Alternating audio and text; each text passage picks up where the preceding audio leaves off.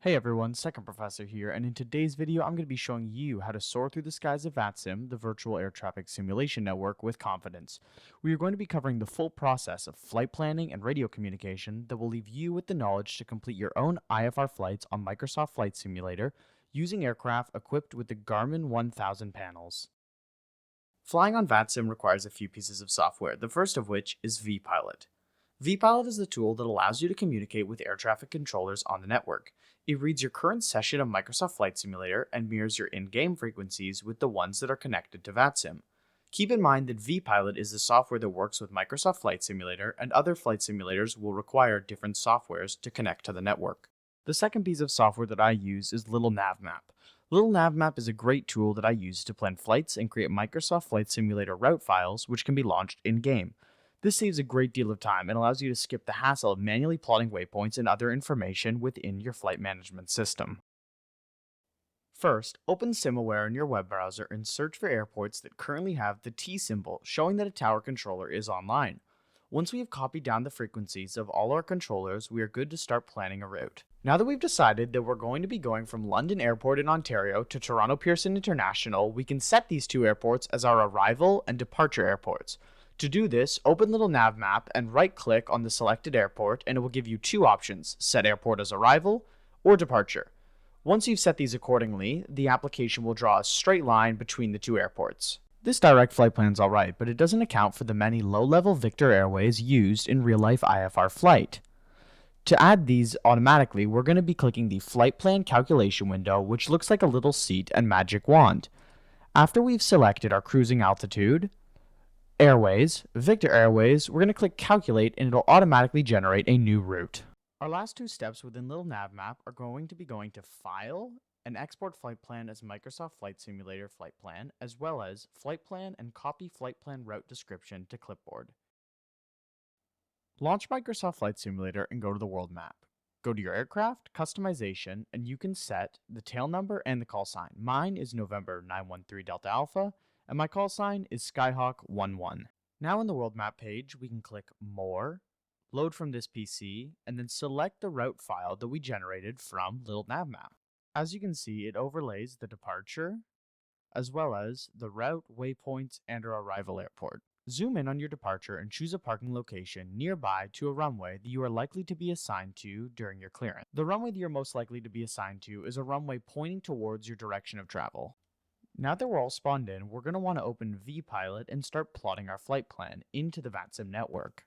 Open up the flight plan window and enter all information pertaining to your flight. This includes the route description that I asked you guys to copy in from Little Navmap. Once you've done this, ensure that you're connected to the network before you file the flight plan, or it will not be registered into the system. Once we're entered in the network, we can use the checklist menu within Microsoft Flight Simulator to follow all our pre-flight checks, including starting the engine, setting up our avionics, and setting up our fuel consumption for the flight. Checklists are insanely important. One time, when I was tired, I skipped my checklist for a flight from Ottawa to Toronto, and I ended up falling out of the sky halfway because my fuel wasn't set up. Do your checklists. London Tower, this is November 913 Delta Alpha, requesting IFR clearance to Pearson International Airport. This is going to be your first radio call. Your call sign, in my case, November 913 Delta Alpha, and what I'm requesting, which is requesting IFR flight to Toronto Pearson. The controller is going to come back at you with a lot of information coming at you really fast. A useful acronym to categorize this information so that you can read it back to the controller and complete your clearance is an acronym called CRAFT. CRAFT, clearance, route, altitude, frequency, and transponder. Number 913 Delta Alpha, London Tower. Good evening. You're cleared to the Pearson International Airport via the London 2 departure. Flight planned route, expect runway 09, squawk 4210. Your readback is going to sound something like this. November 913 Delta Alpha is cleared to the Pearson International Airport via the London 2 departure. Then flight plan route, expect runway 09 for departure, and squawk 4210. After you've read back the information exactly as the controller presented it to you, you will hear a readback is correct and call for taxi. This means that your next call to the tower is going to be the instructions on how to get from your parking location to the runway. The reason why the frequencies and altitude portions of this acronym are not applicable in this instance is because I was not given certain altitude restrictions in my departure. An example of this could be climb and maintain 5,000, then expect 7,000 in 5 minutes.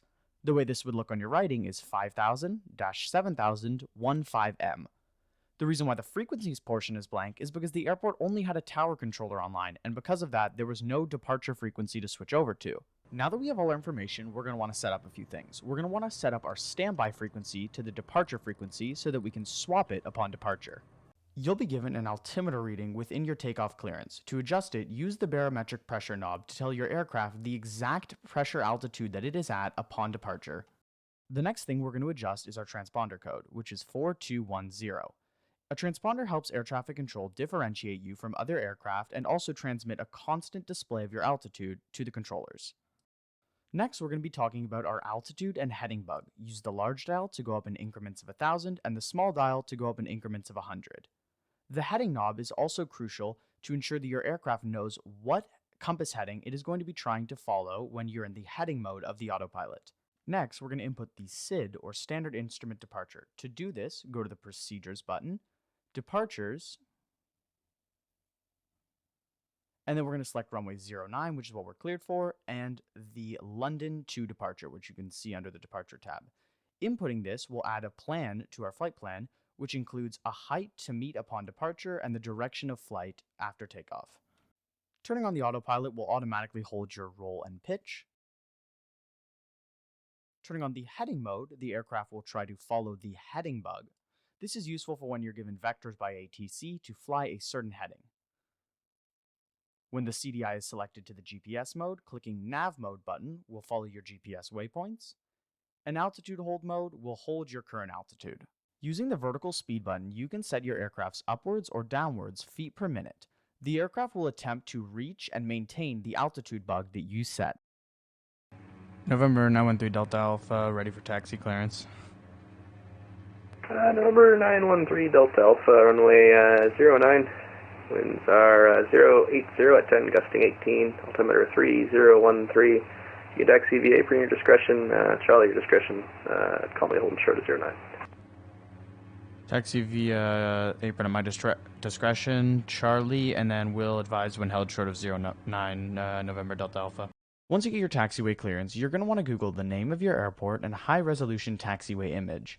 Zooming in to the flight management system using the range knob will give you a pretty good idea of what parking spot you're at. You can draw a little dot to help you remember where you are.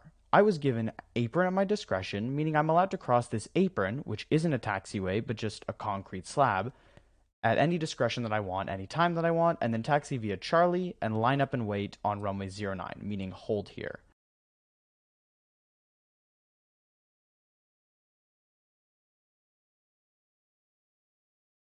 November 913 Delta Alpha, held short of runway 09 at Charlie, ready for takeoff. And 913 Delta Alpha, contacting airborne, this frequency. Wind 080 at 10, gusting 18. Clear for takeoff, runway 09. We'll contact this frequency when airborne, clear for takeoff, runway 09.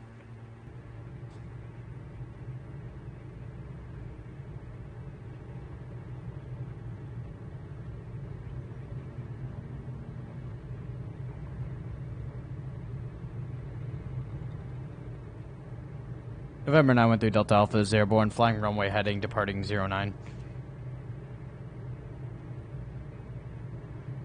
913 Delta Alpha, London Tower, your radar identified 1,000. Am I cleared to proceed on course? Affirmative. Copy, that's going to be a left turn to 080 from November 913 Delta Alpha. Thank you, Tower. And Tower, you did not give me any cruising restrictions. Am I cleared to cruise at 7,000 as per my flight plan? 913 Delta Alpha, that's an affirmative. You can actually go ahead and contact Toronto Center now, 125.77. Contact Toronto Tower on 125.77. Thank you. Toronto Center, say again, this is November 913 Delta Alpha. Did you read my last transmission? November 913 Delta Alpha, Toronto Center, squawk at N. Squawking ident for November 913 Delta Alpha.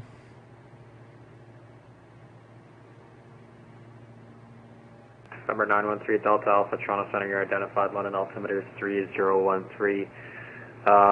Clear direct Newbrook, climb 7000. That controller just cleared us direct to Nuber. You might look at your file of flight plan and go, there's no waypoint called Nuber on it, so what do? You're going to go to Flight Plan, enter your cursor into the flight plan by right-clicking on the small knob, turn the small knob to open up waypoint information, turn on the keyboard mode by clicking this button, and then you're going to type in Nuber. If you're unsure of how to spell a waypoint, you can ask for the reading in the NATO phonetic alphabet. Nuber would be November, Uniform, Bravo, Echo, Romeo. Now, once we have the spelling all written out, we're going to look and say it's 42 nautical miles away, it's in Canada, so we know that this is the correct waypoint. We're going to turn off keyboard mode, and then we're going to click enter. You can see that it's now drawn a direct vector to Nuber, which is the beginning of the standard instrument arrival into Pearson for the 06 left, which was the runway they were using for arrivals that evening. A little bit after being put on direct Nuber, I informed Toronto Centre of my intentions to land at Pearson International Airport. They then cleared me for the ILS 06 approach. To add an ILS approach to your flight management system, go to Procedures, select Approach, select the ILS, select either direct to the initial approach fix or vectors to the initial approach fix. What vectors to the initial approach fix are going to be is using the heading mode on your autopilot and going not direct with GPS, but with different directions given to you by air traffic control. But in this instance, we were just given direct to the initial approach fix. Minimums are a height at which you will get an audible call of minimums. This is the altitude where you either decide to continue or abort an approach depending on how safe your approach is. The primary frequency will be automatically loaded into your nav menu, and that is the frequency for the localizer. The localizer helps keep you center aligned on the runway and keeps you on the glide slope down to the runway. After we've put all this in, we're going to click activate, and it's going to say it's not for GPS use, meaning the GPS is only used to monitor the approach. It's not actually used for the approach. We're then going to click yes, and it's going to add a new section to our flight plan. If you scroll down, you can see the ILS 06 left. So after we would have gotten to Nuber, we're going to go to the initial approach fix. You can right click on this and just use your mouse to go up and check different portions of your flight. We're going to zoom in, and we're going to see the initial approach fix, intermediate fix, and final approach fix, as well as our missed approach course, which has us going out over Lake Ontario and holding there until we're given further instructions. Now we can go to flight plan, and we can look that when we intercept the localizer or the glide slope, we're going to have to be at 2,010 feet, which we can round down to 2,000 feet. So we would set our altitude bug to 2,000 feet and make sure that as we're coming into the airport, we're at that altitude ready to meet the glide slope. Once you've activated your approach, you can click the APR button on the autopilot, which will arm the glide slope and localizer. As you can see in this image, LOC and GS are both white. That means once the GPS gets to the heading of the localizer, it'll automatically transfer over as our means of lateral navigation. And once our altitude is at a point where we can intercept the 3-degree glide slope, it'll automatically switch over to the glide slope, and you'll see here in a second what happens.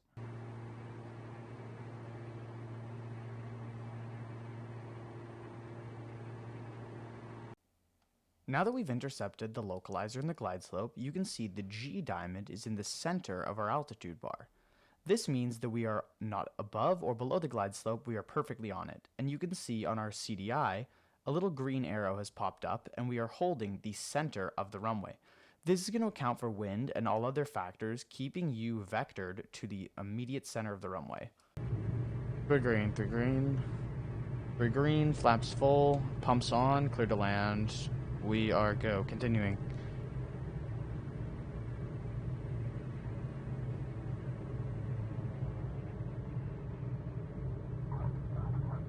November 913 Delta Alpha, exiting 06 left at Charlie 3.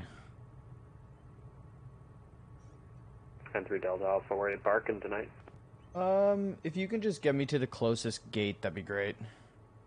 Roger, 3 Delta Alpha. Go straight on Charlie 3, then enter the ramp at Delta Tango. Go straight on Charlie 3, enter at Delta Tango. Thank you.